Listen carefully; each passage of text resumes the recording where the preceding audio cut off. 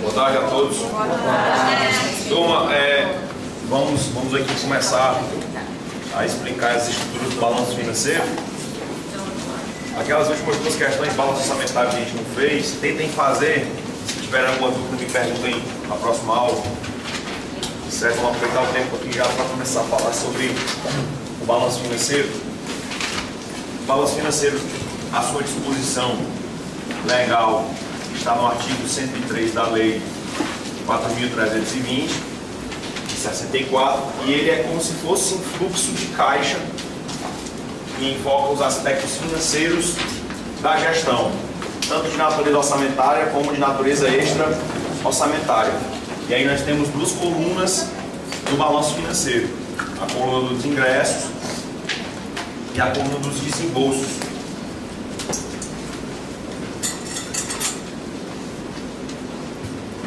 E aí, com duas camadas características, a camada dos recursos orçamentários, onde você vai encontrar aqui as receitas orçamentárias,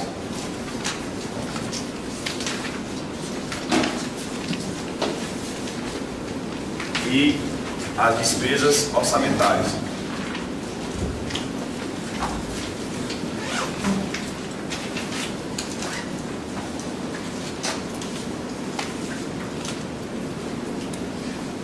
As receitas orçamentárias no balanço financeiro, elas são discriminadas por natureza. Isso na visão da Lei 4.320, certo? Você vai ter receita corrente, receita de capital, os principais grupos da receita corrente, os principais grupos da receita de capital. E a despesa orçamentária era exibida no balanço financeiro, por função de governo. As áreas em que o governo gasta o seu recurso: educação, saúde, assistência social, administração, justiça e por aí vai. Depois nós tínhamos a camada do balanço financeiro que discriminava as receitas e despesas extra-orçamentárias.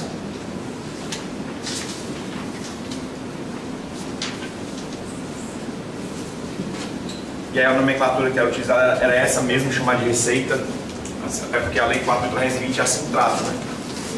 Existe uma divergência em nível acadêmico de chamar a receita extra-orçamentária de receita, porque elas não produzem receitas no patrimônio, né? São apenas entradas transitórias de recursos. Mas a lei chama de receita e despesa extra, e a gente precisa obedecer esse dispositivo, certo? Então aqui nós temos na receita extra, em tese, certo? Tudo isso aqui é em tese porque a gente está primeiro vendo como é que era a estrutura antiga e passar para a estrutura atual, que não tem muita modificação, certo? O modelo do MCAS que hoje não tem muita alteração com relação ao que era na época que a gente elaborava esse balanço pela visão da Lei 4.320. Então eu tenho aqui as entradas compensatórias,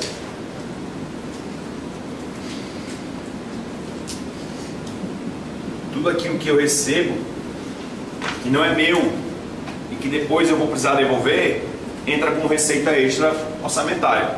Aí vários são os casos: as calções, as consignações, os depósitos a quem de direito, as operações de crédito por antecipação de receita orçamentária, que são as principais exemplos de receitas extra orçamentárias. Vai ter um ponto aqui que a gente vai fazer uma observação já.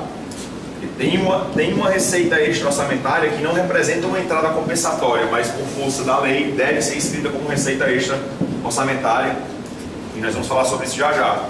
E aqui nós temos as saídas compensatórias, que é justamente o fluxo que faz ligação com a entrada. O dinheiro entrou, classifica como receita extra. Quando ocorrer a sua saída, ele será contabilizado como despesa extra orçamentária. E aí nós temos aqui a devolução da calção, o pagamento da consignação, a devolução da operação de crédito por antecipação de receita orçamentária. Então todos esses casos serão caracterizados como despesas extra orçamentárias. Para concluir o balanço financeiro, nessa visão inicial, nós temos o saldo disponível do exercício anterior,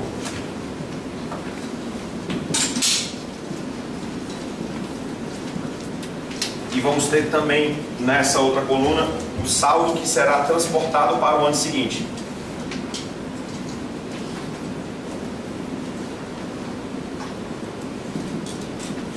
E dessa forma, você consegue montar a equação do balanço financeiro. O objetivo é calcular o saldo para o ano seguinte, partindo do saldo do ano anterior. Então a lógica do balanço financeiro é demonstrar o que aconteceu, qual foi o comportamento que interferiu o saldo da disponibilidade de caixa de um exercício para o outro. O que acontece? Quando nós formos estudar o balanço patrimonial, a gente vai aprender que o ativo financeiro do balanço patrimonial vai ser exatamente essa composição aqui, ó. O objetivo do balanço financeiro, portanto, é explicar de forma analítica o que aconteceu no ativo financeiro do balanço patrimonial, certo? E essas transações interferem nesse ativo financeiro. Quem está do lado dos ingressos, quando existe a contabilização, é porque o ativo financeiro aumentou. Do lado dos desembolsos, quando há a contabilização, é porque o ativo financeiro diminuiu, certo? E aí, passando a ideia de que isso aqui é um fluxo de caixa, já que todas as transações aqui contabilizadas, em tese, mais uma vez, né, interferem no meu disponível. E como é que eu faria para montar essa equação? Eu sempre gosto de fazer uma numeração aqui, porque fica mais fácil você entender a equação quando você numera. Vamos colocar aqui um número para cada um.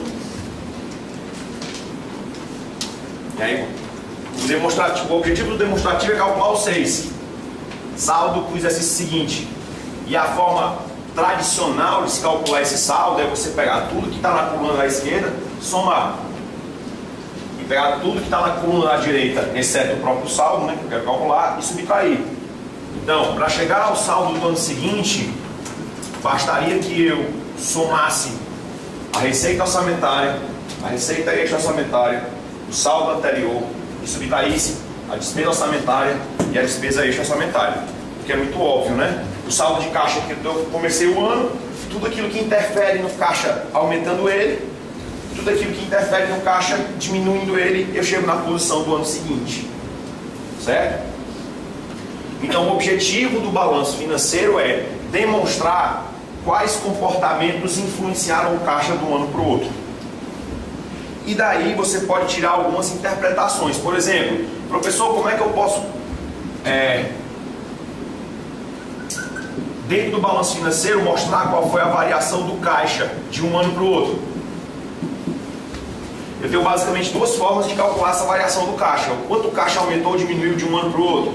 Você pega a posição final menos a posição inicial. O saldo seguinte menos o saldo anterior.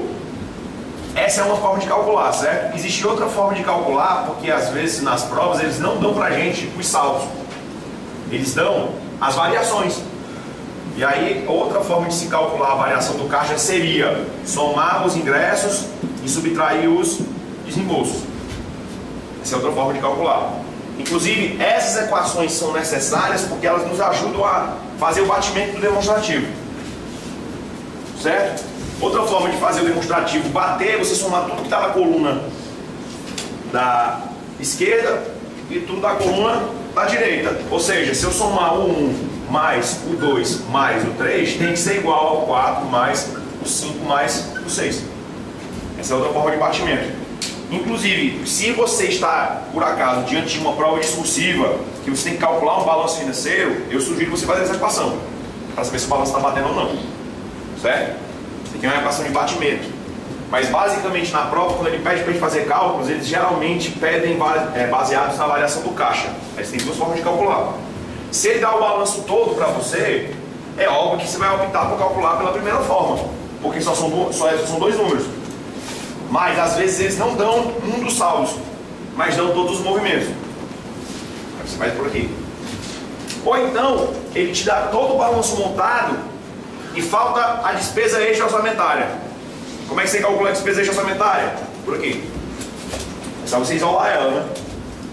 A despesa extra-orçamentária é o 5 e joga todo mundo pro lado de lá. E aí você chega a esse valor. Certo? Então, é muito comum eles nas provas ou pedirem para você calcular a variação do caixa de um ano para o outro, ou pedirem para você calcular algum elemento dessa equação, certo? Outro detalhe importante é que isto aqui não é o superávit financeiro. Isto não é o superávit financeiro. O superávit financeiro é calculado no balanço patrimonial. Por que eu não posso considerar, professor, o saldo do balanço financeiro como superávit financeiro? Porque o balanço financeiro só olha para transações do exercício e mostra a variação do saldo de caixa acumulado. É verdade, certo? Por que eu não posso considerar isso aqui um superávit financeiro?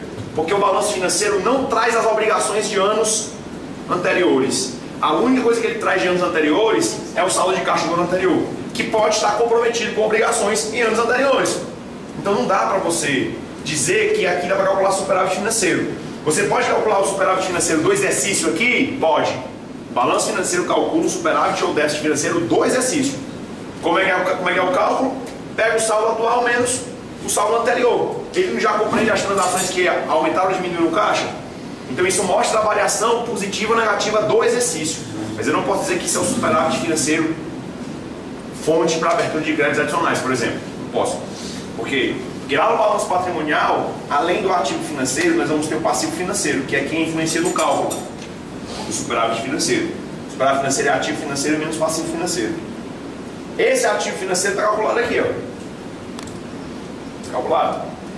Mas este passivo financeiro tem, além dessas transações aqui, transações acumuladas de anos anteriores que interferem no cálculo do superávit financeiro. Então não dá para calcular superávit financeiro no balanço financeiro, não dá. A não ser que ele peça superávit financeiro do exercício. É isso ou isso? Superávit financeiro acumulado, não tem no balanço financeiro. Não tem. Infelizmente. Outro ponto que merece destaque é que, lembra que eu botei aqui um asterisco? Vou botar um asterisco aqui também. Por quê? Porque se o balanço financeiro é um demonstrativo de fluxo de caixa, ou pelo menos ele se propõe a ser isso, né? Já que na sua estrutura ele tem por objetivo comparar o quê? A variação das disponibilidades de caixa de um ano para o outro. Então ele é um fluxo de caixa.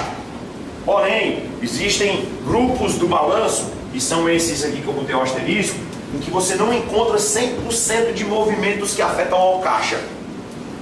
Tudo porque a Lei 4.320 exigiu que todos os demonstrativos dela, que tem referências a orçamento, e aqui existe referência a orçamento, ó, existe, ó, receita orçamentária, despesa orçamentária, são informações do orçamento. A lei exigiu que essas informações orçamentárias fossem iguais em todos os demonstrativos. Para quê? Para permitir que você fizesse uma conferência. Não custa nada lembrar que a Lei 4.320 é de 1964. Quem era nascido em 64? Ninguém, né? Acho que não. Eu quase não. Como é que o pessoal elaborava o balanço em 64? Era com computador? Era usando programa? Era papel. Então papel. Aí depois pega aquelas máquinas lá que você botava o papel, já estava com a grade toda salva, aí a bicha saia aquela mágica. Não sei se você já viu essas máquinas funcionando, aquelas máquinas de datilografia que você programava o layout na máquina. Aí você botava o papel lá dentro, ela saia montando os curados tudinho já. Mas o preenchimento dos números era tudo à mão. Tudo à mão. Aí errava, você estava preenchendo o balanço financeiro todinho, errava um número aqui, puxa vida, não acredito, vai ter que fazer tudo de novo. Dessa forma, o que pensou o legislador? Rapaz, vamos criar uma condição para que esses balanços sejam autoconferidos. Então, em balanço qualquer que tiver informação sobre orçamento, tem que ser igual em tudinho. E quais são os balanços que têm informações sobre orçamento? Na visão da Lei 4.320, o balanço orçamentário, o balanço financeiro e a demonstração das variações patrimoniais. Esses três têm informações orçamentárias. Então, a aba do balanço que se refere a orçamento, o valor é igual em todos eles. E para o valor ficar igual, o que é que precisa acontecer? A receita tem que ser evidenciada pela arrecadação, não é? E a despesa tem que ser evidenciada por quem? Pelo empenho. Só que igual são assim. Não estou falando de ficar igual, não. Qual é o problema de a gente colocar a despesa pelo empenho? É porque existe a possibilidade de termos empenhos que não foram pagos, não é? Nem todo empenho é pago. Os empenhos pagos afetam o saldo de caixa no ano seguinte? Sim, porque como ele foi pago, ele mexe com a disponibilidade, reduzindo a disponibilidade, e a subtração aqui dessa despesa paga vai influenciar no saldo de caixa, beleza. E os empenhos não pagos influenciam o saldo de caixa? Não. Não paguei? Como é que você pode influenciar o saldo de caixa? Então, dentro daqui desses empenhos, os empenhos não pagos são problema para mim.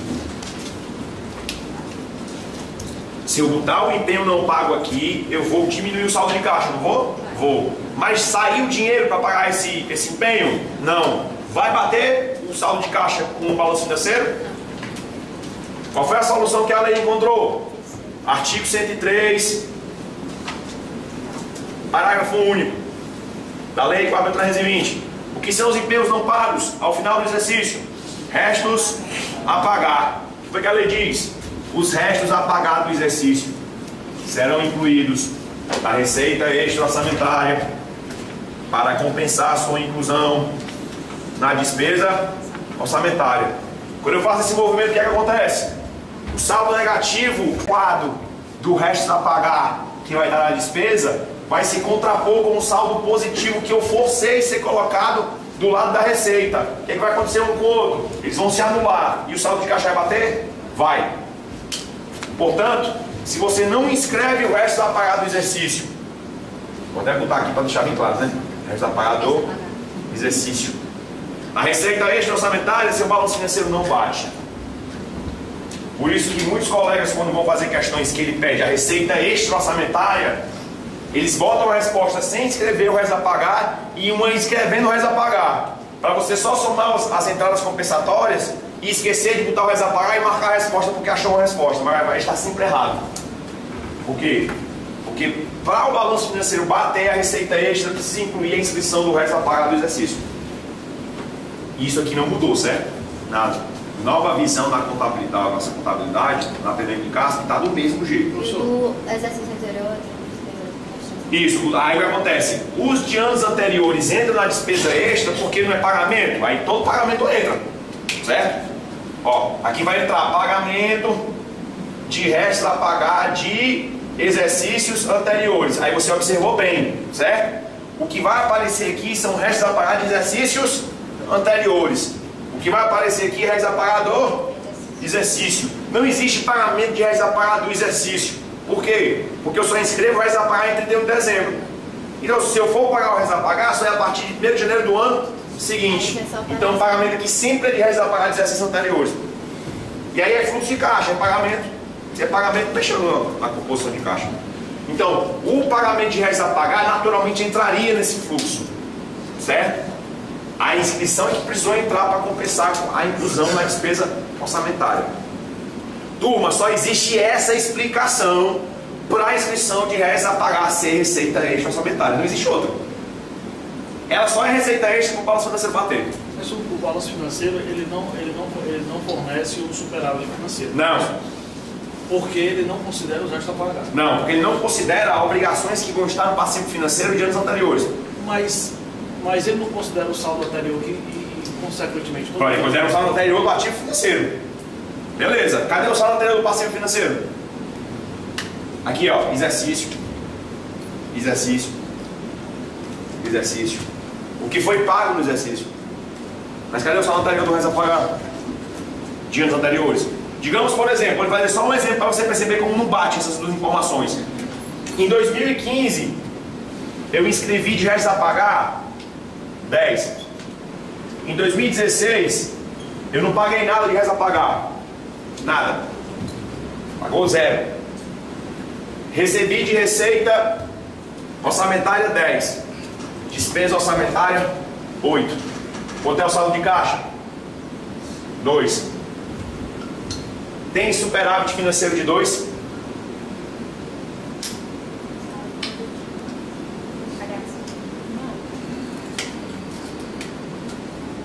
Aquele superávit vai ter que ser utilizado para pagar esse a pagar? Eu já comecei um ano com dívida. Aqui só mostra o resultado do exercício. Deu saldo de caixa positivo de 2, mas tem dívida de 10. Quanto é que é o resultado, quanto é que é o resultado financeiro do balanço patrimonial? Menos 8. Isso aqui não é superávit não. Se isso aqui tivesse entrado nessa estrutura em algum lugar, beleza, mas aonde? Ele não é recebimento, ele vai ser só o pagamento quando for pago. Aí o que acontece? Este resultado é superávit financeiro do exercício, aí ele interfere no cálculo. Quanto é que começou o resultado do exercício? Menos 10. Aí eu tive um superávit de 2, 2 menos 10 dá menos 8. Sim, mas considerando um isso. Vai entender que eu fiz um negócio meio esquisito, né? Vamos pensar que é assim o negócio, ó. Para ficar melhor de entender, o ativo financeiro que veio anterior é 5. E o passivo financeiro também é 5. Eu tenho que estar diferente aqui, senão não dá certo. Tá 8 aqui. Pronto. Aqui eu vou ter que interferir no cálculo, né? 5. 10 de 5, 15. Menos 8, 7. Bom, a composição vai estar assim. Quanto precisa que fosse superávit financeiro, quanto é que era o propenso superávit financeiro? 7. Mas o ano começou como? 5 menos 8? Menos 3. Quanto é o superávit financeiro do balanço patrimonial? 7 menos 3, 4. Não dá para você dizer que é superávit financeiro. Você pode dizer que é do exercício. Mas para considerar o superávit acumulado, tem que jogar no balanço patrimonial. Aí o que acontece? Este 7 aqui, ó, como eu disse para vocês, ele vai explicar a variação do ativo financeiro de um ano para o outro. Se estava 5 e foi para 7, aliás, dá uma conta errada aí, não foi não? 10, 5, 15, 18, não tá certo. Aqui é 3 para 7. Então eu fui na hora que calcular que eu fiz errado. Aqui ficou menos 1 agora. Porque aquele saldo lá vem para cá. A gente substitui, ó. Ele saiu de 5, é isso mesmo. Ó. 10 menos 8 dá 2. 5 mais 2, 7. É isso mesmo. Aí o que tinha 5 aqui, né? Mais 2, 7. Vai ficar menos 1 agora. Superávit financeiro. Eu não posso dizer que isso aqui é superávit financeiro. Posso. Mas isso pergunta muito na prova. Porque esse aqui é um demonstrativo de fluxo de caixa. Isso aqui não é superávit financeiro. Isso é o resultado financeiro do exercício. Que pode ser calculado tanto assim como assim. Ok? Pronto. O segredo do balanço financeiro é o restos a pagar. É uma coisa que eu digo para vocês, é automático na cabeça. Você viu o balanço financeiro, você tem que procurar o resto a pagar. Se você não procurar, você vai errar. Agora, as bancas são espertinhas. Por quê? Porque às vezes ele pode te dar receita extra orçamentária e já está o resto a pagar dentro dela, se ele não especificar. Porque a receita extra orçamentária é composta pelas entradas compensatórias e pelos restos a pagar inscritos. Então, se ele te dá a receita extra e te dá a despesa empenhada, ele já te deu o resto a pagar. Não precisa calcular de novo. Eu não sei se tem alguma questão sobre isso no material, mas a gente vai abordar isso aí quando eu fizer as questões. Oi. Quando a gente não deixa o resto a pagar, tem que deixar a disponibilidade financeira no ano seguinte, né? Não, no exercício. A regra é um pouco controversa, certo? Por que a regra é um pouco controversa? Isso que você está falando é o artigo 42 da LRF. O artigo 42 da LRF ele se refere apenas aos últimos 2 quadrimestres de um mandato.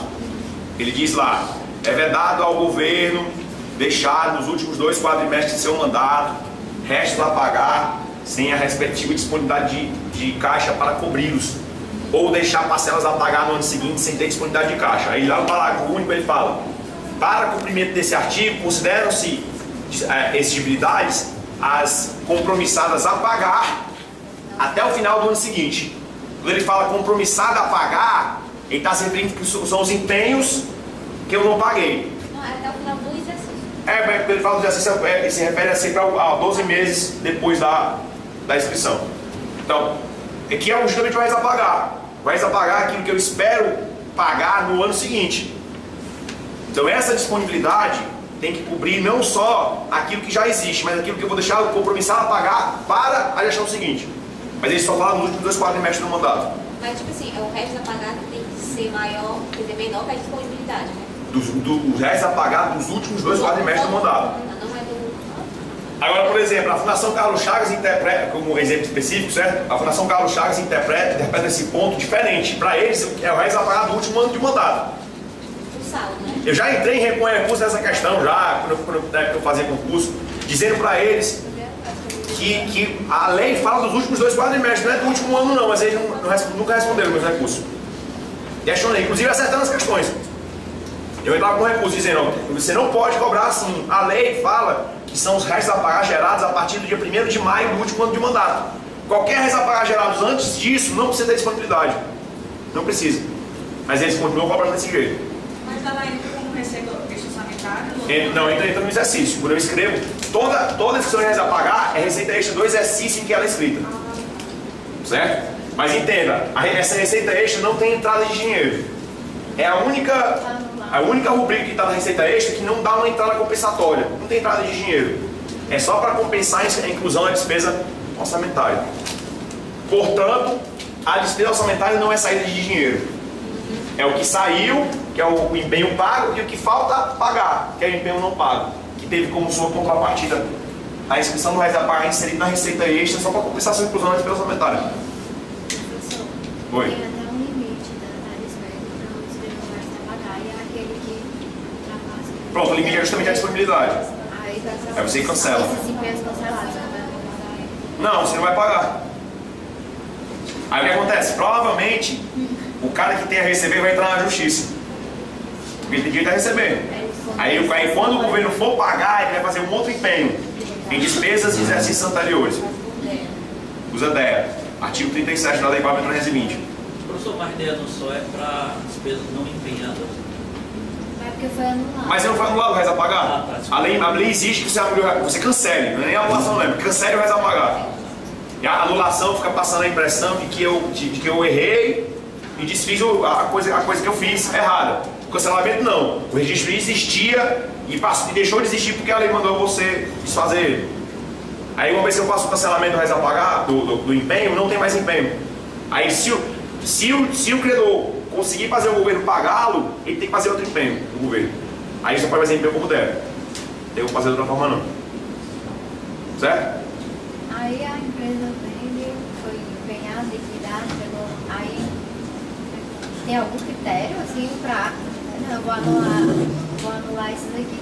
Pronto, a LRF lá no artigo 55, ela estabeleceu qual é o critério, certo? É tanto que ele nem cita lá a possibilidade de você cancelar empenhos liquidados. Ele não cita. Na sequência lá que ele lista, ele só fala dos empenhos não liquidados.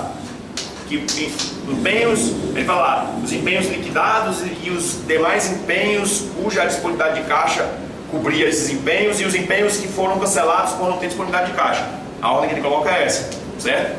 Então a gente não sabe ao certo, em termos práticos, qual é o empenho que de fato vai ser cancelado. E aí fica meio do governo, ele vai escrevendo até o limite, a partir dali está cancelando um pouquinho.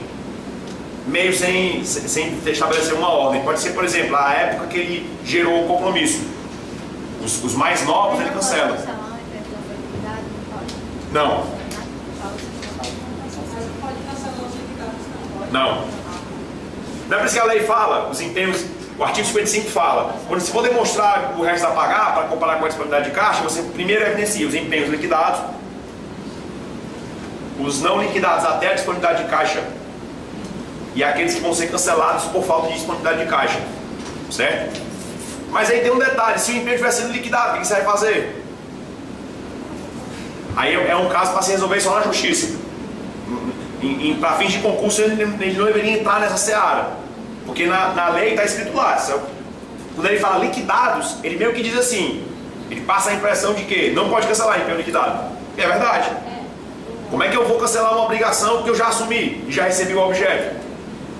A não ser que passe o prazo prescricional, que são 5 anos na legislação federal, né? São 5 anos para cancelar. Aí passaram-se os 5 anos, o credor não veio cobrar, aí eu cancelo o resto a pagar.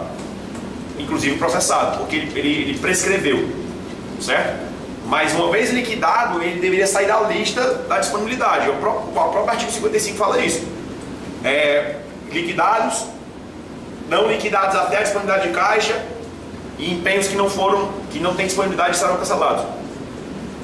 Certo? Pronto, aí pessoal, para a gente sair dessa visão que nós temos aqui para a visão do NCASP, basta fazer pequenas alterações. O balanço financeiro não sofreu tantas alterações de estrutura como sofreu o balanço orçamentário, certo? A gente viu ontem que no balanço orçamentário a gente teve que colocar a previsão inicial e atualizada, dotação inicial e atualizada, a liquidação e o pagamento também, que não tinha, né? Teve que colocar. Aqui basicamente a estrutura vai ser pouco modificada. Então, na visão do MCASP, como é que a gente está agora com o balanço financeiro? A lógica dele funcionar é a mesma.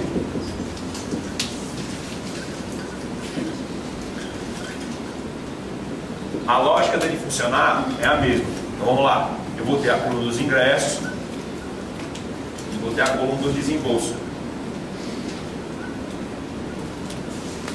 Eu vou continuar aqui tendo a receita orçamentária.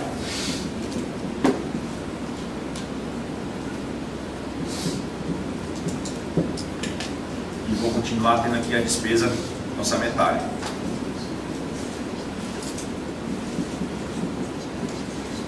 Só que aqui o detalhe, enquanto lá no balanço financeiro da visão antiga, a gente tinha a receita orçamentária evidenciada por natureza, corrente, capital e as suas principais naturezas, aqui agora a exigência do manual de contabilidade é que o balanço financeiro apresente a receita por fonte, destinação de recursos.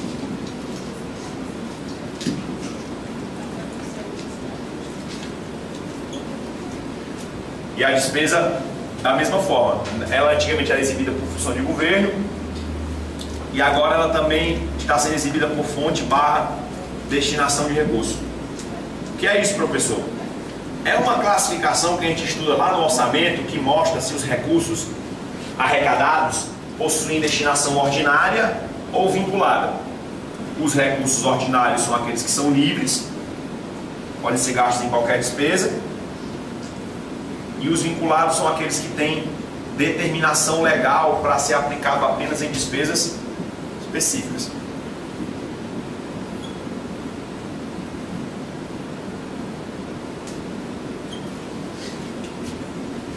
Por que fizeram essa mudança? Porque eu já tinha lá no balanço orçamentário a receita por natureza. Então, repetir a mesma informação era repetido antes. Então, vamos colocar a informação sobre um outro prisma, mostrando quais são os recursos livres e vinculados, o que faz até sentido para um fluxo de caixa, né? Eu quero saber quanto é que eu tenho de caixa livre, quanto é que eu tenho de caixa vinculado. Faz sentido essa composição. E aí a despesa que lá era colocada por função de governo, aqui vai ser por fonte de destinação de recursos.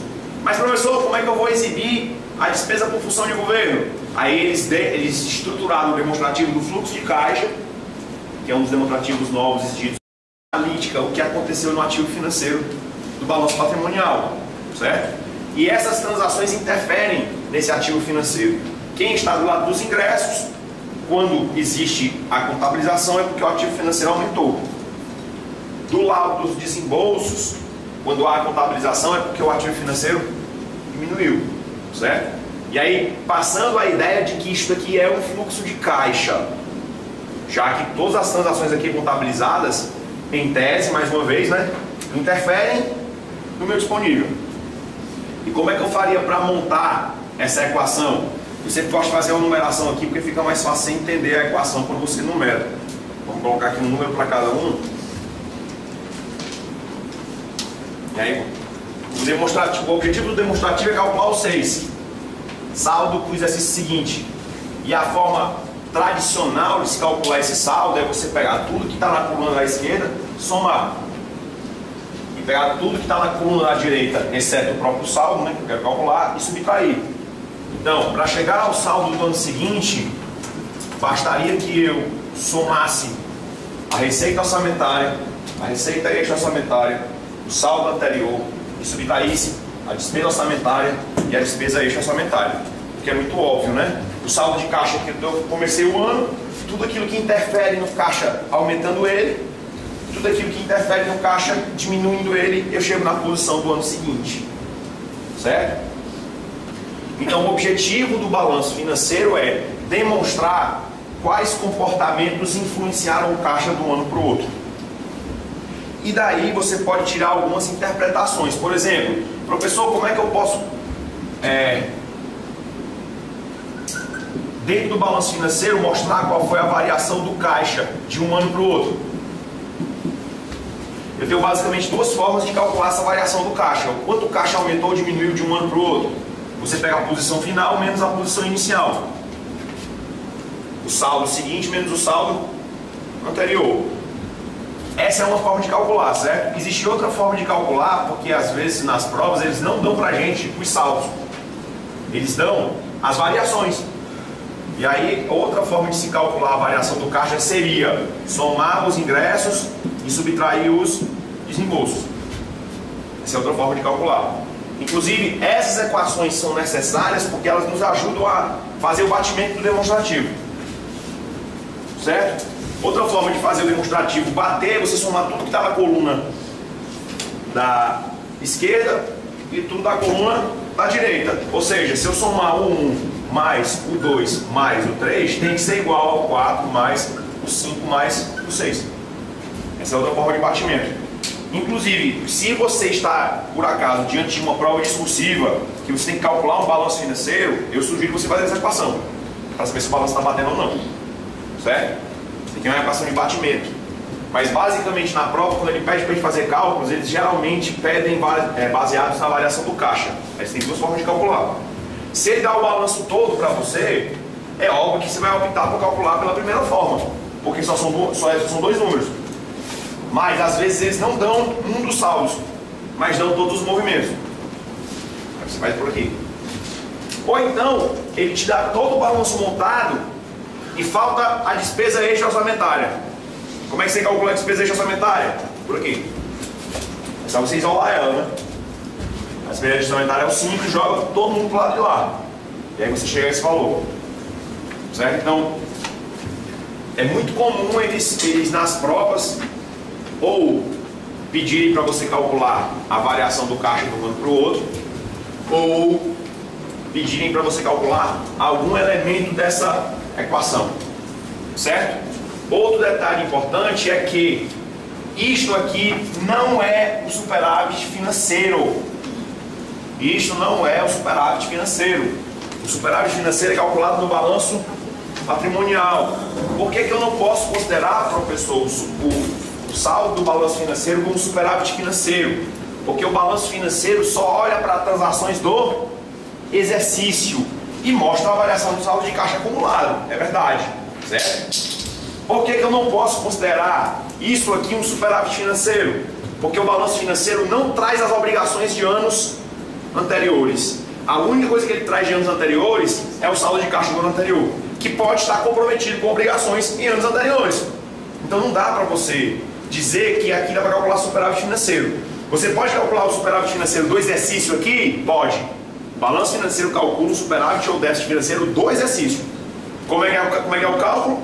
Pega o saldo atual menos o saldo anterior. Ele não já compreende as transações que aumentaram ou diminuíram o caixa? Então isso mostra a variação positiva ou negativa do exercício. Mas eu não posso dizer que isso é o superávit financeiro fonte para abertura de créditos adicionais, por exemplo. Não posso. Por quê? Porque lá no balanço patrimonial, além do ativo financeiro, nós vamos ter o passivo financeiro, que é quem influencia no cálculo do superávit financeiro. O superávit financeiro é ativo financeiro menos passivo financeiro. Esse ativo financeiro está calculado aqui, ó. Calculado. Mas este passivo financeiro tem, além dessas transações aqui, transações acumuladas de anos anteriores que interferem no cálculo do superávit financeiro. Então não dá para calcular superávit financeiro no balanço financeiro, não dá. A não ser que ele peça superávit financeiro do exercício. É isso ou isso? Superávit financeiro acumulado. Não tem no balanço financeiro. Não tem. Infelizmente. Outro ponto que merece destaque é que, lembra que eu botei aqui um asterisco? Vou botar um asterisco aqui também. Por quê? Porque se o balanço financeiro é um demonstrativo de fluxo de caixa, ou pelo menos ele se propõe a ser isso, né? Já que na sua estrutura ele tem por objetivo comparar o quê? A variação das disponibilidades de caixa de um ano para o outro. Então ele é um fluxo de caixa. Porém, existem grupos do balanço, e são esses aqui que eu botei o asterisco, em que você não encontra 100% de movimentos que afetam ao caixa. Tudo porque a Lei 4.320 exigiu que todos os demonstrativos dela, que tem referências a orçamento E aqui existe referência ao orçamento, ó, não existe, ó, receita orçamentária, despesa orçamentária. São informações do orçamento. A lei exigiu que essas informações orçamentárias fossem iguais em todos os demonstrativos. Para quê? Para permitir que você fizesse uma conferência. Não custa nada lembrar que a lei 4.320 é de 1964. Quem era nascido em 64? Ninguém, né? Acho que não. Eu mais não. Como é que o pessoal elaborava o balanço em 64? Era com computador? Era usando programa? Era então papel. Aí depois põe aquelas máquinas lá que você botava o papel, já estava com a grade toda salva, aí a bicha saia aquela mágica. Não sei se você já viu essas máquinas funcionando, aquelas máquinas de datilografia que você programava o layout da máquina. Aí você botava o papel lá dentro, ela saia montando os curados tudinho já. Mas o preenchimento dos números era tudo à mão. Tudo à mão. Aí errava, você estava preenchendo o balanço financeiro todinho, errava um número aqui, puxa, não acredito, vai ter que fazer tudo de novo. Dessa forma, o que pensou o legislador? Rapaz, vamos criar uma condição para que esses balanços sejam autoconferidos. Então, em balanço qualquer que tiver informação sobre orçamento, tem que ser igual em tudinho. E quais são os balanços que têm informações sobre orçamento? Na visão da lei 4.320, o balanço orçamentário, o balanço financeiro e a demonstração das variações patrimoniais. Esses três têm informações orçamentárias. Então, a aba do balanço que se refere a orçamento, o valor é igual em todos eles. E para o valor ficar igual, o que é que precisa acontecer? A receita tem que ser evidenciada pela arrecadação, não é? E a despesa tem que ser evidenciada por quem? Pelo empenho. Só que igual só assim. Não estou falando de ficar igual não. Qual é o problema de a gente colocar a despesa pelo empenho? É porque existe a possibilidade de termos empenhos que não foram pagos, não é? Nem todo empenho é pago. Os empenhos pagos afetam o saldo de caixa no ano seguinte? Sim, porque como ele foi pago, ele mexe com a disponibilidade, reduzindo a disponibilidade, e a subtração aqui dessa despesa paga vai influenciar no saldo de caixa, beleza. E os empenhos não pagos influenciam o saldo de caixa? Não. Não paguei. Como é que você pode influenciar o saldo de caixa? Então, dentro daqui desses empenhos, os empenhos não pagos são problema para mim. Se eu botar o empenho não pago aqui, eu vou diminuir o saldo de caixa, não vou? Vou. Mas sair o dinheiro para pagar esse empenho? Não. Vai bater o saldo de caixa com o balanço financeiro? Qual foi a solução que a lei encontrou? Artigo 103, parágrafo único da lei 4.320. O que são os empenhos não pagos ao final do exercício? Restos a pagar. O que foi que a lei diz? Os restos a pagar do exercício serão incluídos na receita extra orçamentária para compensar a sua inclusão na despesa orçamentária. Quando eu faço esse movimento, o que é que acontece? O saldo negativo quadro do resto a pagar que vai dar na despesa vai se contrapor com o saldo positivo que eu forcei ser colocado do lado da receita. O que é que vai acontecer um com o outro? Eles vão se anular. E o saldo de caixa vai bater? Vai. Portanto, se você não inscreve o resto a pagar do exercício, vou até botar aqui para deixar bem claro, né? Resto a pagar do exercício. A receita extra orçamentária, seu balanço financeiro não bate. Por isso que muitos colegas, quando vão fazer questões que ele pede a receita extra orçamentária, eles botam a resposta sem escrever o resto a pagar e uma escrevendo o resto a pagar. Para você só somar as entradas compensatórias e esquecer de botar o resto a pagar e marcar a resposta porque achou uma resposta. Mas vai estar sempre errado. Por quê? Porque para o balanço financeiro bater a receita extra, precisa incluir a inscrição do resto a pagar do exercício. Isso aqui não mudou, certo? Nada. Nova visão na contabilidade, da nossa contabilidade, na PDM de Castro, está do mesmo jeito, professor. O exercício anterior. Isso, aí o que acontece? Os de anos anteriores entram na despesa extra porque não é pagamento, aí todo pagamento entra, certo? Ó, aqui vai entrar pagamento de resto a pagar de exercícios anteriores. Aí você deixar nos últimos 2 quadrimestres de seu mandato, resto a pagar sem a respectiva disponibilidade de caixa para cobri-los. ou deixar parcelas a pagar no ano seguinte sem ter disponibilidade de caixa. Aí lá no parágrafo único ele fala: para cumprimento desse artigo, consideram-se exigibilidades as compromissadas a pagar até o final do ano seguinte. Quando ele fala compromissada a pagar, ele está se referindo que são os empenhos que eu não paguei. Não, é até o final do exercício. Quando ele fala do exercício, ele se refere sempre a 12 meses depois da inscrição. Então, aqui é justamente o réis a pagar. O réis a pagar é aquilo que eu espero pagar no ano seguinte. Então, essa disponibilidade tem que cobrir não só aquilo que já existe, mas aquilo que eu vou deixar o compromissado a pagar para a gestão seguinte. Mas ele só fala nos últimos 2 quadrimestres do mandato. Mas, tipo assim, o réis a pagar tem que ser maior, quer dizer, menor que a disponibilidade, né? Dos réis a pagar dos últimos 2 quadrimestres do mandato. Não é do... Agora, por exemplo, a Fundação Carlos Chagas interpreta, como exemplo específico, certo? A Fundação Carlos Chagas interpreta esse ponto diferente. Para eles, é o réis a pagar do último ano de mandato. O saldo, né? Eu já entrei em recurso nessa questão, já, quando eu fazia concurso, dizendo para eles que a lei fala dos últimos 2 quadrimestres, não é do último ano não, mas eles nunca responderam meus recursos. Questionei, inclusive acertando as questões. Eu entrava com recurso dizendo: você não pode cobrar assim. A lei fala que são os réis a pagar gerados a partir do dia 1º de maio do último ano de mandato. Qualquer réis a pagar gerados antes disso não precisa ter disponibilidade. Não precisa. Mas eles continuam cobrando desse jeito. Mas está lá indo como receita orçamentária? Não, entra no exercício. Quando eu escrevo, toda inscrição de réis a pagar é receita extra do exercício em que ela é escrita. Certo? Mas entenda, essa receita extra não tem entrada de dinheiro. É a única rubrica que está na receita extra que não dá uma entrada compensatória. Não tem entrada de dinheiro. É só para compensar a inclusão da despesa orçamentária. Portanto, a despesa orçamentária não é saída de dinheiro. É o que saiu, que é o empenho pago, e o que falta pagar, que é o empenho não pago, que teve como sua contrapartida a inscrição do réis a pagar inserida na receita extra só para compensação e inclusão da despesa orçamentária. Professor, Oi. tem até um limite da despesa para o inscrito do réis a pagar e é aquele que ultrapassa. Pronto, o limite é justamente a disponibilidade. Aí você cancela. Esses empenhos cancelados, né? Não, você não vai pagar. Aí o que acontece? Provavelmente o cara que tem a receber vai entrar na justiça. Porque ele tem direito a receber.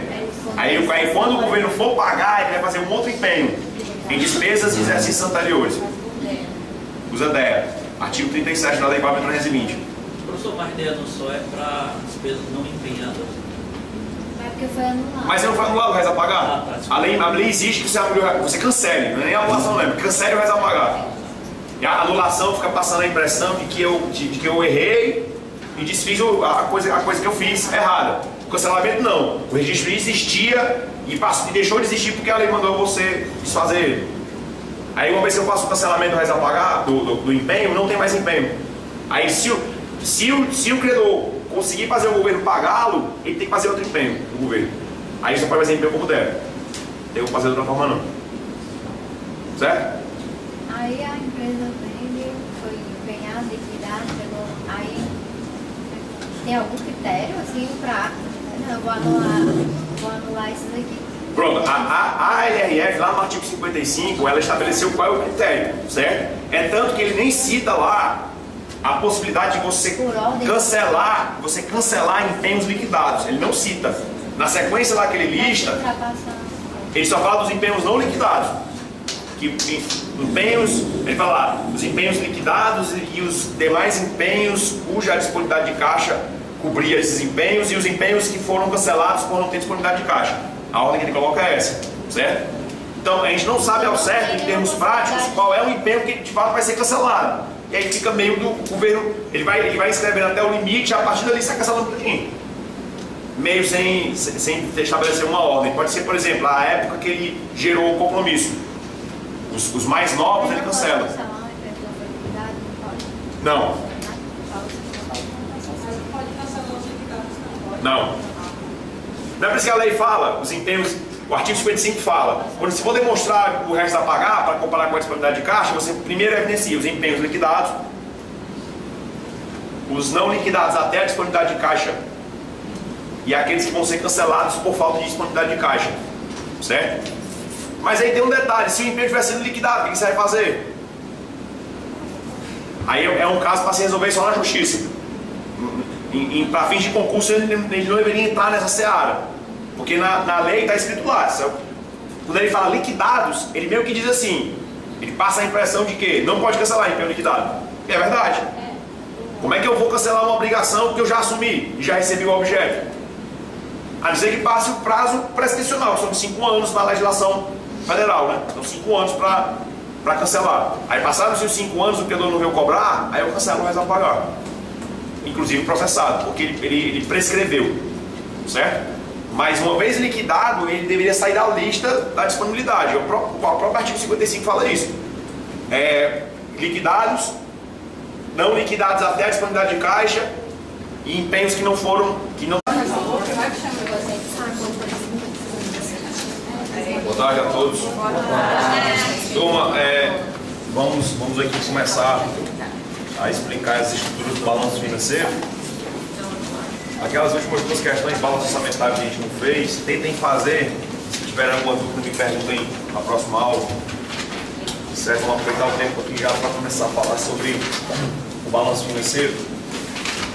O balanço financeiro, à sua disposição legal, está no artigo 103 da Lei 4.320, de 64, e ele é como se fosse um fluxo de caixa que invoca os aspectos financeiros da gestão, tanto de natureza orçamentária como de natureza extra orçamentária. E aí nós temos 2 colunas do balanço financeiro, a coluna dos ingressos e a coluna dos desembolsos.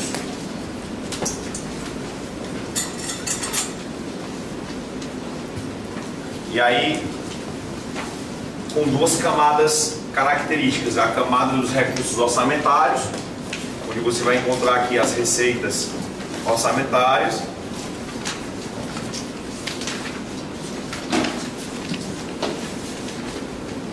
e as despesas orçamentárias.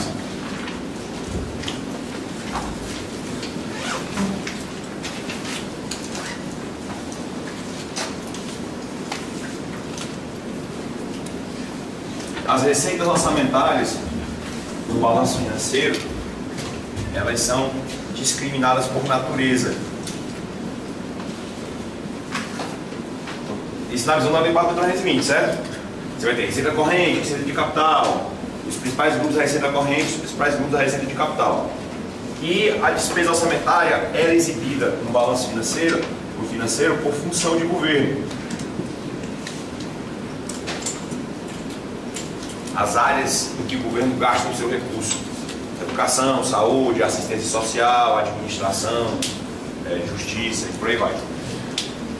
Depois nós tínhamos a camada do balanço financeiro que discriminava as receitas e despesas extra-orçamentárias.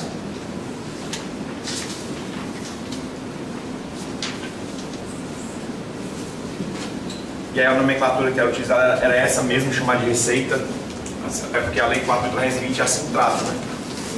Existe uma divergência em nível acadêmico de chamar a receita extra-orçamentária de receita, porque elas não produzem receitas no patrimônio, né? São apenas entradas transitórias de recursos. Mas a lei chama de receita e despesa extra, e a gente precisa obedecer esse dispositivo, certo? Então aqui nós temos na receita extra, em tese, certo? Tudo isso aqui é em tese porque a gente está primeiro vendo como é que era a estrutura antiga e passar para a estrutura atual, que não tem muita modificação, certo? O modelo do MCAS que hoje não tem muita alteração com relação ao que era na época que a gente elaborava esse balanço pela visão da Lei 4.320. Então eu tenho aqui as entradas compensatórias,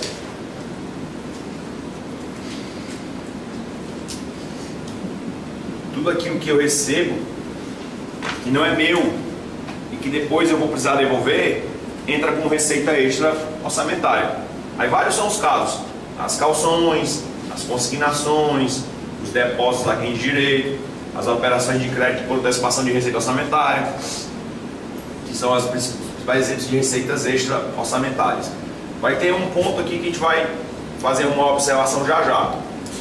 Tem uma receita extra orçamentária que não representa uma entrada compensatória, mas por força da lei deve ser escrita como receita extra orçamentária E nós vamos falar sobre isso já já. E aqui nós temos as saídas compensatórias, que é justamente o fluxo que faz ligação com a entrada. O dinheiro entrou, classifica como receita extra. Quando ocorrer a sua saída, ele será contabilizado como despesa extra orçamentária. E aí nós temos aqui a devolução da caução, o pagamento da consignação, a devolução da operação de crédito por antecipação de receita orçamentária. Então todos esses casos serão caracterizados como despesas extra orçamentárias. Para concluir o balanço financeiro, nessa visão inicial, nós temos o saldo disponível do exercício anterior,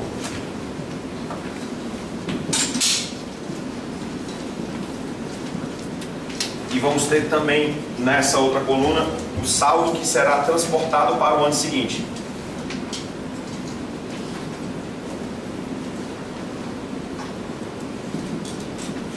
E dessa forma, você consegue montar a equação do balanço financeiro. O objetivo é calcular o saldo para o ano seguinte, partindo do saldo do ano anterior. Então a lógica do balanço financeiro é demonstrar o que aconteceu, qual foi o comportamento que interferiu o saldo da disponibilidade de caixa de um exercício para o outro. O que acontece? Quando nós formos estudar o balanço patrimonial, a gente vai aprender que o ativo financeiro do balanço patrimonial vai ser exatamente essa composição aqui, ó. O objetivo do balanço financeiro, portanto, é explicar de forma análoga, observou bem, certo? O que vai aparecer aqui são restos a pagar de exercícios anteriores. O que vai aparecer aqui é restos a pagar do exercício. Não existe pagamento de restos a pagar do exercício. Por quê? Porque eu só inscrevo restos a pagar em 31 de dezembro. Então, se eu for pagar o restos a pagar, só é a partir de 1º de janeiro do ano seguinte. Então, o pagamento aqui sempre é de restos a pagar de exercícios anteriores. E aí é fluxo de caixa, é pagamento. Se é pagamento, deixando na composição de caixa. Então, o pagamento de restos a pagar naturalmente entraria nesse fluxo, certo? A inscrição é que precisou entrar para compensar a inclusão na despesa orçamentária. Turma, só existe essa explicação para a inscrição de restos a pagar ser receita extra orçamentária. Não existe outra. Ela só é receita extra para o balanço financeiro bater. Mas o balanço financeiro ele não fornece o superávit financeiro. Não. Porque ele não considera os restos a pagar. Não, porque ele não considera obrigações que vão estar no passivo financeiro de anos anteriores. Mas ele não considera o saldo anterior e consequentemente... Ele considera o saldo anterior do ativo financeiro. Beleza, cadê o saldo anterior do passivo financeiro? Aqui, ó, exercício. Exercício. Exercício. O que foi pago no exercício. Mas cadê o saldo anterior do resto a pagar? De anos anteriores. Digamos, por exemplo, ele vai dar só um exemplo para você perceber como não bate essas duas informações. Em 2015, eu inscrevi de restos a pagar 10. Em 2016, eu não paguei nada de restos a pagar. Nada. Pagou 0. Recebi de receita orçamentária 10. Despesa orçamentária 8. Botei o saldo de caixa 2. Tem superávit financeiro de 2?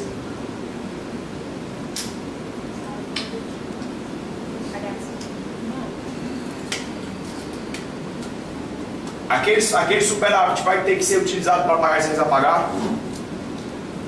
Eu já comecei o ano com dívida. Aqui só mostra o resultado do exercício. Deu saldo de caixa positivo de 2, mas tem dívida de 10. Quanto é que é o resultado, quanto é que é o resultado financeiro do balanço patrimonial? Menos 8. Não é superávit não. Se isso aqui tivesse entrado nessa estrutura em algum lugar, beleza, mas aonde? Ele não é recebimento, ele vai ser só o pagamento quando for pago. Aí o que acontece? Este resultado é superávit financeiro do exercício, aí ele interfere no cálculo. Quanto é que começou o resultado do exercício? Menos 10. Aí eu tive um superávit de 2, 2 menos 10 dá menos 8. Sim, mas considerando isso. Aí vai entender que eu fiz um negócio meio esquisito, né? Vamos pensar que é assim o negócio, ó. Para ficar melhor de entender, o ativo financeiro que veio anterior é 5. E o passivo financeiro também é 5. Ah, eu tenho que estar diferente aqui, senão não dá certo. Tá 8 aqui. Pronto. Aqui eu vou ter que interferir no cálculo, né? 5. 10 e 5, 15, menos 8, 7. A composição vai estar assim. Quanto precisa que fosse superávit financeiro, quanto é que era o propenso superávit financeiro? 7. Mas o ano começou como? 5 menos 8, menos 3. Quanto é o superávit financeiro do balanço patrimonial? 7 menos 3, 4. Não dá para você dizer que isso aqui é superávit financeiro. Você pode dizer que é do exercício. Mas para considerar o superávit acumulado, tem que jogar no balanço patrimonial. Aí o que acontece? Este 7 aqui, ó, como eu disse para vocês, ele vai explicar a variação do ativo financeiro de um ano para o outro. Se estava 5 e foi para 7, aliás, dá uma conta errada aí, foi não? 10, 5, 15, 18, não tá certo. Aqui é para 7. Então eu fui na hora que calcular que eu fiz errado. Aqui ficou menos 1 agora. Porque aquele saldo lá vem para cá. A gente substitui, ó. Ele saiu de 5, é isso mesmo. Ó. 10 menos 8 dá 2. 5 mais 2, 7. É isso mesmo. Aí o que tinha 5 aqui, né? Mais 2, 7. Vai ficar menos 1 agora. Superávit financeiro. Eu não posso dizer que é superávit financeiro. Posso. Mas isso pergunta muito na prova. Porque esse aqui é um demonstrativo de fluxo de caixa. Isso aqui não é superávit financeiro. Isso é o resultado financeiro do exercício. Que pode ser calculado tanto assim como assim. Ok? Pronto, o segredo do balanço financeiro é o restos a pagar. É uma coisa que eu digo para vocês, é automático na cabeça. Você viu o balanço financeiro, você tem que procurar o resto a pagar. Se você não procurar, você vai errar. Agora, as bancas são espertinhas. Por quê? Porque às vezes ele pode te dar receita extra orçamentária e já está o resto a pagar dentro dela, se ele não especificar. Porque a receita extra orçamentária é composta pelas entradas compensatórias e pelos restos a pagar inscritos. Então, se ele te dá a receita extra e te dá a despesa empenhada, ele já te deu o resto a pagar. Não precisa calcular de novo. Eu não sei se tem alguma questão sobre isso no material, mas a gente vai abordar isso aí quando eu fizer as questões. Oi. Quando a gente não deixa o resto a pagar, tem que deixar a disponibilidade financeira no ano seguinte, né? No exercício. A regra é um pouco controversa, certo? Por que a regra é um pouco controversa? Isso que você está falando é o artigo 42 da LRF. O artigo 42 da LRF ele se refere apenas aos últimos 2 quadrimestres de um mandato. Ele diz lá, é vedado ao governo